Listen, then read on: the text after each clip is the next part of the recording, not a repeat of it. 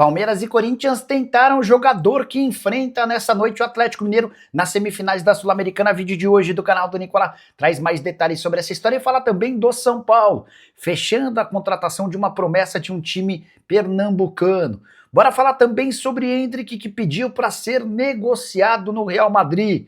Completo giro de notícias com informações de mercado, bastidores, finanças e falo também sobre Fernando Diniz, com a possibilidade de prorrogação do contrato no Vasco. Botafogo precisando reduzir sua folha salarial. Lamine Yamal no meio de um monte de fofocas na Espanha, além de muito mais.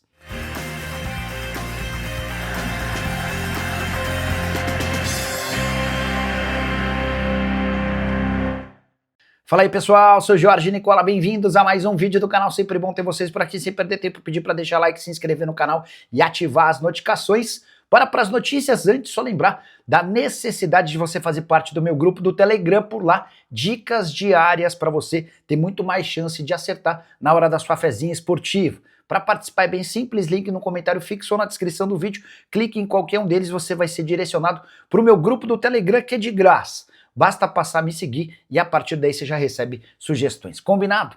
Bora começar o vídeo falando sobre Lamine Yamal, que reapareceu em grande destaque na vitória por 6-1 do Barcelona contra o Olympiacos na tarde dessa terça-feira, jogo da Liga dos Campeões. O Lamine Yamal fez um gol e deu uma assistência, jogador que vive, pelo menos nas últimas semanas, em meio a uma série de fofocas no futebol espanhol.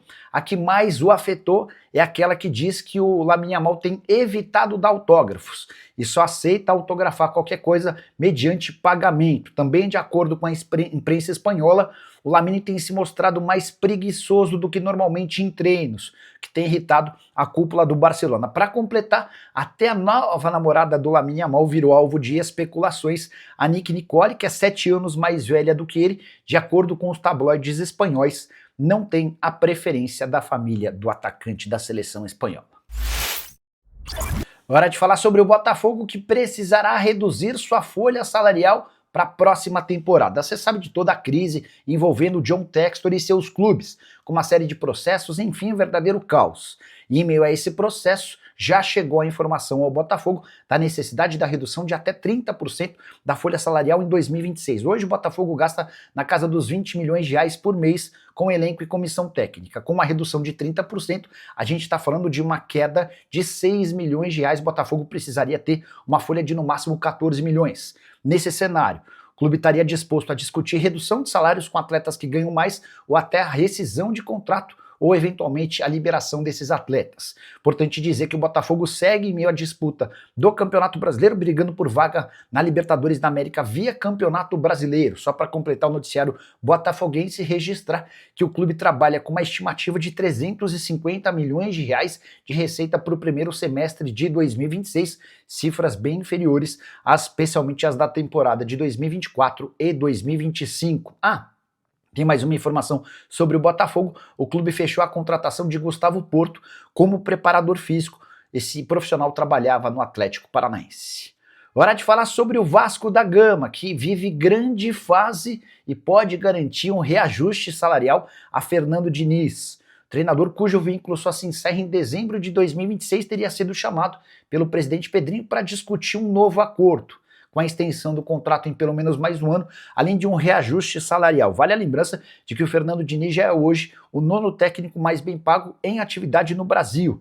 Ele ganha R$1.100.000 por mês. Esse ranking que eu divulguei recentemente tem Carlo Ancelotti, o comandante da seleção brasileira, no topo, com 5 milhões de reais, seguido por Abel Ferreira, com 3 milhões de reais mensais no Palmeiras. Fernando Diniz, que conseguiu mudar radicalmente o Vasco, especialmente depois da janela de transferências da metade do ano. São 5 vitórias nos últimos 6 jogos. O principal desses triunfos contra o Fluminense nessa segunda-feira por 2-0. Foi só a segunda vitória num clássico do Rio de Janeiro, obtida pelo Vasco na atual temporada. Com isso, o Vasco tem a 3ª melhor campanha do retorno e também a 8ª colocação no segundo turno do Campeonato Brasileiro. São 39 pontos conquistados. Dá para dizer com toda a firmeza do mundo que o Vasco vai brigar por vaga em Libertadores da América em 2026.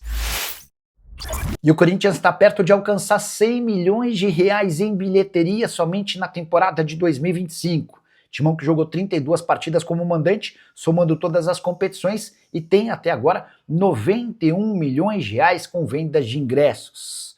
A média de 2 milhões e 800 mil reais de arrecadação por jogo, número extremamente interessante. Vale a lembrança de que eu estou me referindo apenas a valores brutos, excluindo impostos e tudo mais, certamente a arrecadação com bilheteria é menor. De qualquer forma, dá para cravar que o Corinthians já teve nos seus jogos como mandante mais de 1 milhão e 300 mil torcedores. É óbvio que vários desses torcedores estiveram mais de uma vez no estádio.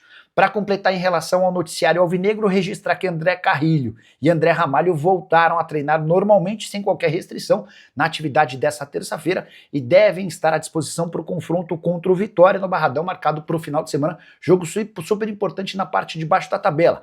Já Hugo Souza, com problema no ombro, fez tratamento à parte e ainda não tem sua confirmação garantida para a partida do fim de semana. Bora de informação importante, Endrick pediu para ser negociado no Real Madrid. Paciência do atacante de 19 anos de idade acabou. Ele e o Real Madrid tinham o plano de esperar, de aguardar, entendendo que a qualquer momento, quando fosse utilizado pelo técnico Xabi Alonso, ele poderia convencer o treinador de que tem potencial para ser uma peça importante no Real Madrid. Mas, depois de 6 partidas consecutivas em que ele vai para o banco de reservas e nem sequer é utilizado um minuto, o Endrick se cansou e procurou os dirigentes do Real para pedir que ele seja emprestado. A ideia do Endrick não é sair em definitivo no Real Madrid, até porque ele ainda aposta que pode dar a volta por cima. Mas, diante da realidade, da falta de vontade do atual treinador em utilizá-lo, o Endrick vai preferir passar os próximos 6 meses do segundo semestre na temporada europeia jogando em outro clube. Interessados não faltam, o Olympique de Marselha é um dos mais antigos a demonstrar a intenção de contratá-lo. Chegaram a especular o PSG, posso assegurar para vocês que o PSG não morre de amores pelo Endrick, pela forma como o ex-atacante, então no Palmeiras, preferiu jogar no Real Madrid em vez de atuar no PSG. Mas certamente vão sobrar ofertas. Na janela da metade do ano, quando ainda tinha expectativa de jogar com o Xabi Alonso, o Endrick e o Real Madrid recusaram pelo menos 10 propostas de empréstimo. Só para completar, importante registrar que apesar dessa intenção de deixar o Real Madrid de forma provisória, o Endrick hoje não pensa em atuar no futebol brasileiro. Chegaram a especular que o pai dele pediu um projeto para que o Palmeiras o contratasse por empréstimo. Hoje, o objetivo do Real Madrid e do Endrick é que ele continue atuando no exterior, especialmente nas grandes ligas da Europa, para que siga evoluindo.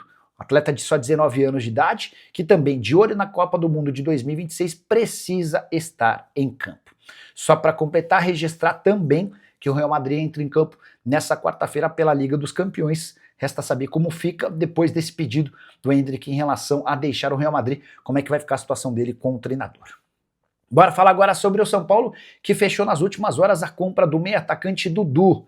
Só 16 anos de idade, atleta que pertence ao Náutico, era o jogador com quem o São Paulo negociava há pelo menos 10 dias. Na semana passada, o Douglas Schwartzman, que é o diretor das categorias de base do São Paulo, esteve em Recife para tratar dos detalhes com o Náutico e também com representantes do atleta.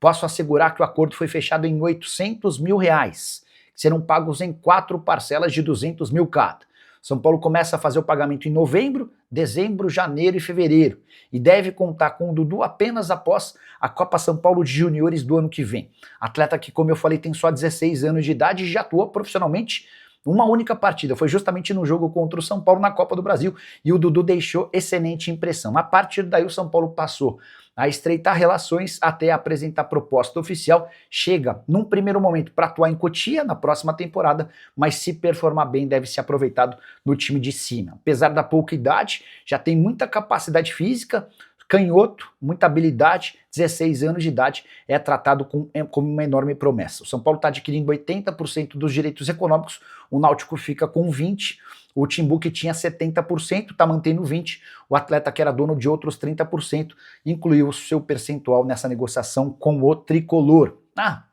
Só para registrar, essa venda já foi aprovada pelo Conselho Deliberativo do Náutico nessa segunda-feira, e trata-se da primeira venda do Náutico de um atleta de 16 anos de idade. Isso só se tornou possível graças a Diógenes Braga, que, enquanto presidente do Náutico, conseguiu recuperar o selo de clube formador do Timbu.